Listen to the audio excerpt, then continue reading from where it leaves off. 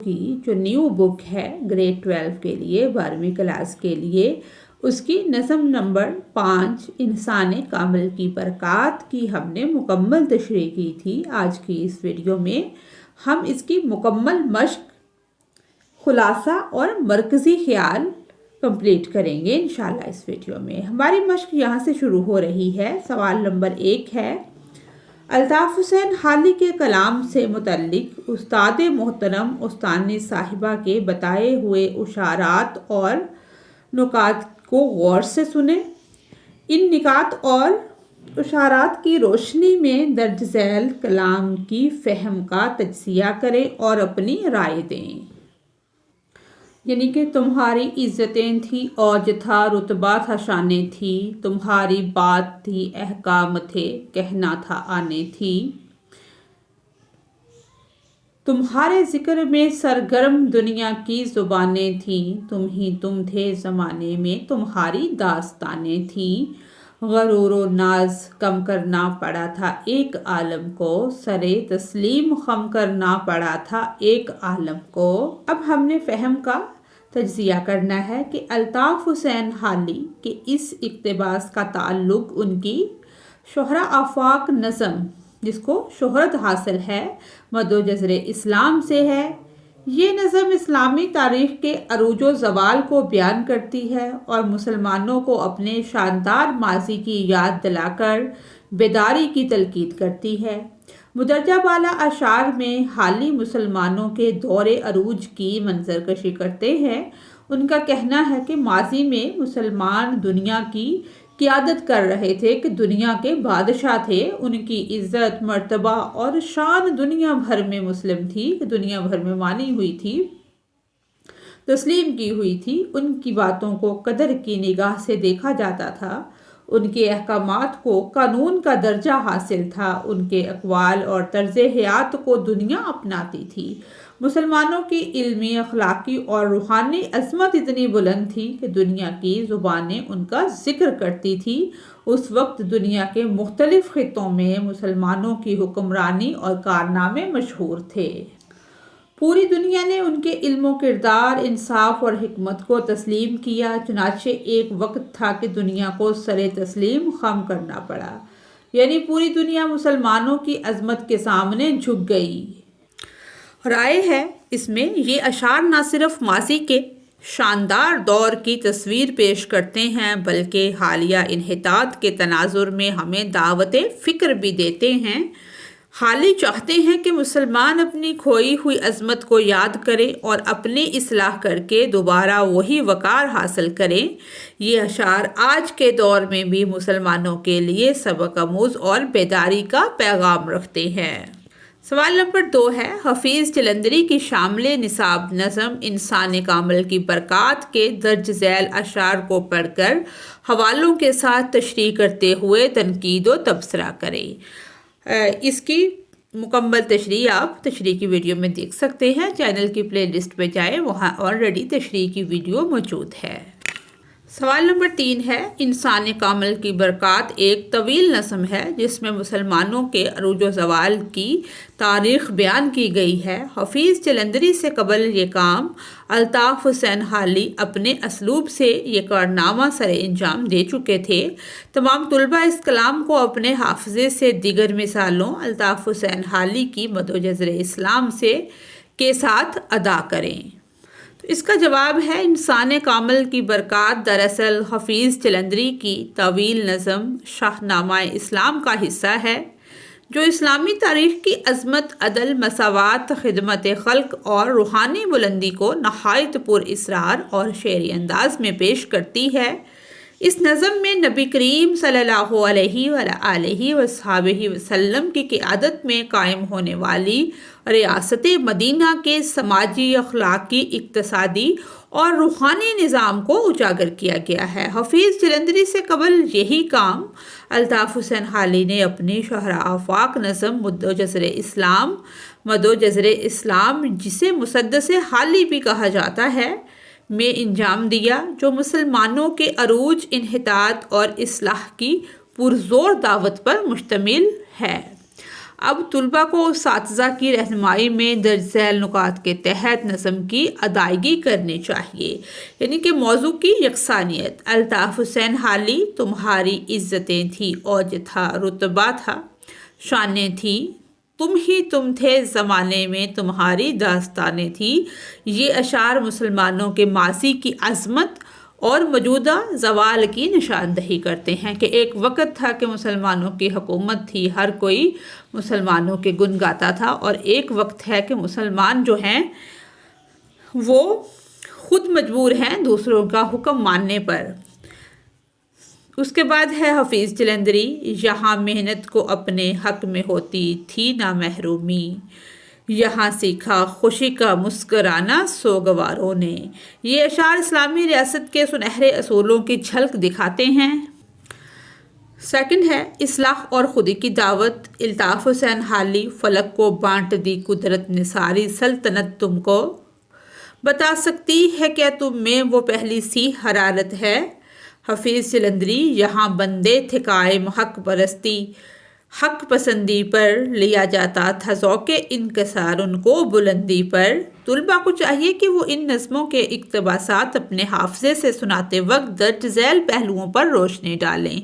ماضی کی عظمت کی مثالیں، موجودہ انحطاط کے اسباب، اصلاح کی ضرورت، اسلامی اصولوں کی طرف رجوع۔ مسدس حالی اور شاہنامہ اسلام دونوں ہی اردو ادب کے اہم سرمایہ ہیں، جو نہ صرف شعر و سخن کے اعلیٰ نمونے ہیں بلکہ اسلامی شعور، تاریخ اور تربیت کا گرہ قدر خزانہ بھی ہیں۔ آگے سوال نمبر 4 ہے، اس میں ہم نے شاہنامہ اسلام اور مد و جزر اسلام کا ایک مختصر موازنہ اور تبصرہ پیش کرنا ہے۔ الطاف حسین حالی کی مد و جزر اسلام اور حفیظ جلندری کی شاہنامہ اسلام اردو ادب میں اسلامی تاریخ پر مبنی دو اہم شعری شاہکار ہیں، جن کا بنیادی مقصد امت مسلمان امت کو ماضی کی عظمت یاد دلانا اور اصلاح احوال کی دعوت دینا ہے۔ ساخت کے اعتبار سے حالی نے مد و جزر اسلام کو مسدس کی ہیئت میں تحریر کیا، جس میں 6 مصروں پر مشتمل بند ہوتے ہیں، جبکہ حفیظ جلندری نے شاہنامہ اسلام کو مثنوی کی ہیئت میں لکھا، جو طویل بیانیہ نظم کے لیے موزوں ہے۔ غرض و غایت کے لحاظ سے دونوں نظموں کا مقصد ایک ہے، نبی کریم صلی اللہ علیہ وآلہ وصحبہ وسلم کی تعلیمات، اسلام کے ابتدائی دور کی روحانی و سماجی برکات اور مسلمانوں کی عظمت کا شعور بیدار کرنا۔ حالی اصلاح قوم کے جذبے سے کہ قوم کی اصلاح ہو جائے، اصلاح قوم کے جذبے سے سرشار تھے۔ ان کی زبان سادہ اور دل سوز ہے، جبکہ حفیظ جلندری نے شجاعت و بہادری اور بلند آہنگ انداز میں اسلامی تاریخ کو منظوم کیا ہے۔ نتیجہ کے طور پر دونوں نظموں کا مطالعہ طلباء کو تاریخ، ادب اور دینی شعور سے روشناس کراتا ہے اور ان کی اصلاحی، فکری اور اخلاقی تربیت کا ذریعہ بنتا ہے۔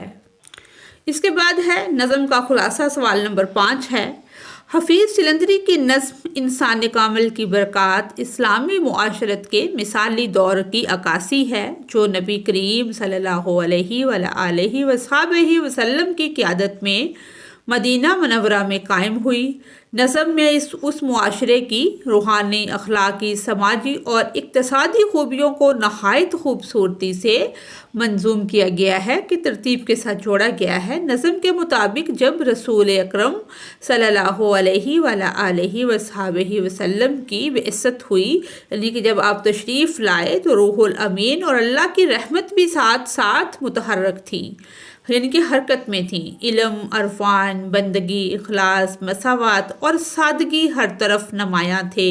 نہ کوئی بادشاہی کا روب تھا، نہ دکھاوا، نہ شان و شوکت۔ سب عدل و انصاف، عبادت، محنت اور خدمت خلق میں مشغول تھے، کہ اللہ تعالیٰ کی مخلوق کی خدمت کرنے کو بہت بڑی سعادت سمجھتے تھے۔ غریب، محکوم اور بے زبان لوگوں کو حق گوئی عزت اور برابری حاصل تھی۔ معاشرہ ایسا تھا جہاں پسماندگی نے شہسواری کا درس پایا اور محکوم شہری بن گئے۔ دولت سے رغبت نہ تھی بلکہ سادگی اور استغنا کی قدر تھی۔ معاشی نظام میں سرمایہ اور محنت میں فرق مٹ گیا تھا اور دولت محض محنت ہی سے حاصل ہوتی تھی۔ یہاں زکوٰۃ، صدقات اور خیرات سے غلاموں کو رہائی ملتی تھی، انسانیت کو خدمت، صحت اور خوشی میسر تھی۔ اللہ واحد حاکم تھا، قرآن رہنما تھا اور مسجد روحانیت کا مرکز۔ سب لوگ توکل، عبادت اور انکساری میں بلند ہوتے گئے۔ یہ وہی معاشرہ تھا جس کی قیادت نبی کریم صلی اللہ علیہ وآلہ وصحبہ وسلم نے کی، جو صلح، امن اور اخلاق حسنہ کا علم بردار معاشرہ تھا کہ جس میں نبی کریم خود موجود تھے۔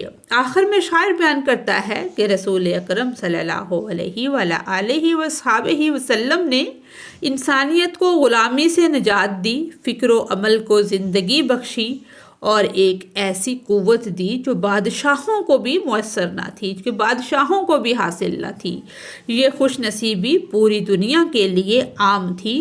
یہ نظم اسلام کے ابتدائی دور کی ایک مثالی فلاحی ریاست کی جھلک پیش کرتی ہے، جس کی بنیاد نبی اکرم صلی اللہ علیہ وآلہ وصحبہ وسلم کی سیرت، تعلیمات اور قیادت پر تھی، جو آج بھی مسلمانوں کے لیے مشعل راہ ہے، کہ آج بھی وہ مسلمانوں کی رہنمائی کرتی ہے۔ مسلمان اس پہ چل کے کامیابی و کامرانی حاصل کر سکتے ہیں۔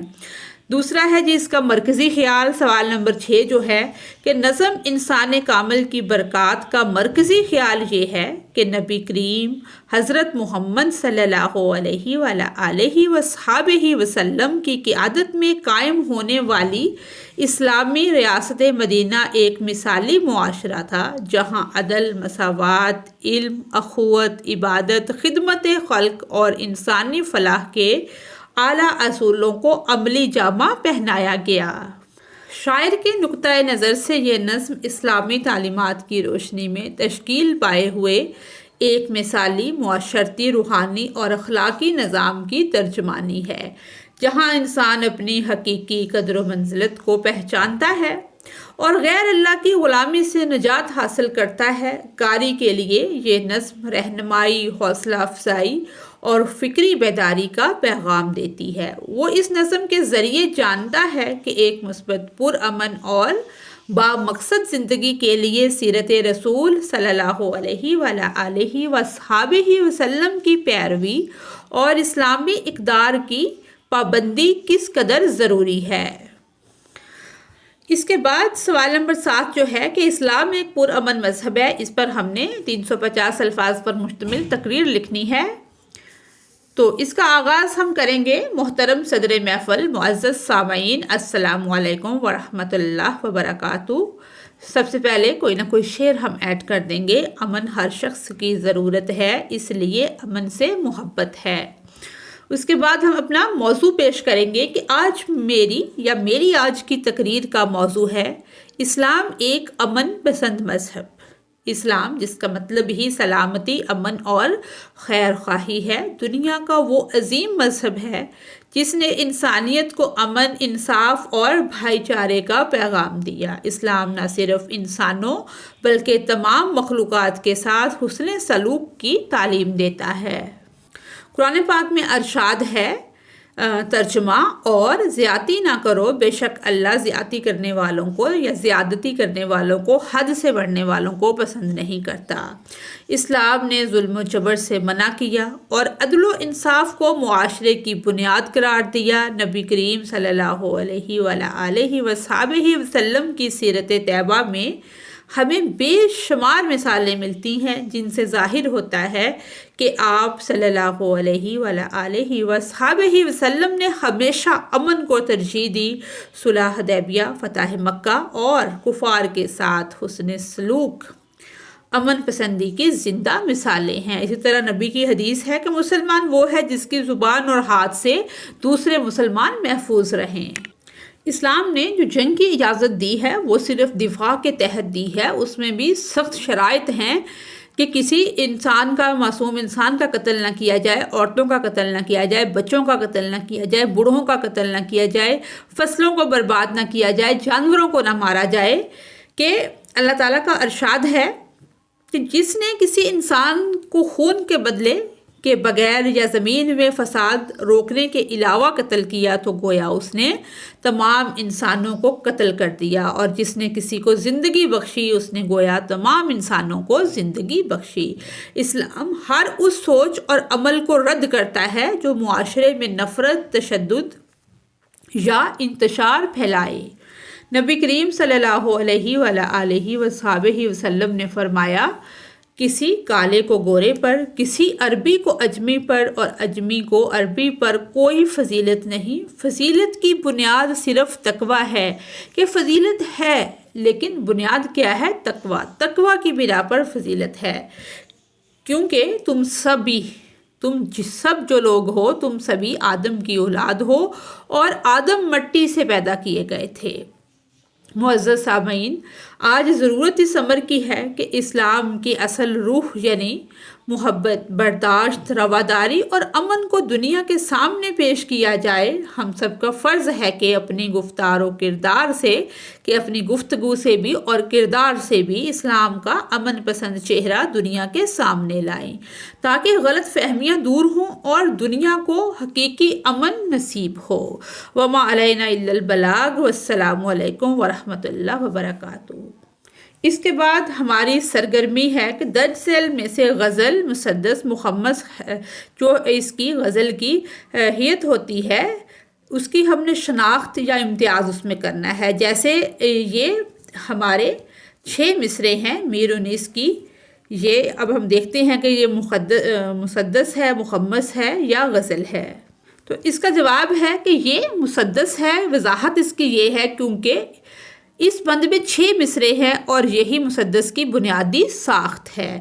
اس کے بعد ہماری یہ پوری کی پوری غزل آ گئی ہے، بازیچۂ اطفال ہے دنیا میرے آگے، اس کی بھی تشریح ہم کر چکے ہیں۔ تو اس کا جواب ہے یہ غزل ہے، بالکل اس کو پڑھ کے پتہ چل رہا ہے کہ یہ غزل ہے۔ وضاحت اس کی کیا ہے؟ کیونکہ اس کے ہر شعر میں ردیف میرے آگے اور قافیہ جو ہے تماشا، مسیحا، اشیاء موجود ہیں۔ اشعار 2 مصروں پر مشتمل ہے۔ مطلع اور مقطع کی موجودگی بھی غزل کی تمام فنی علامات اس میں پائی جاتی ہیں، کہ اس میں مطلع بھی موجود ہے اور مقطع بھی۔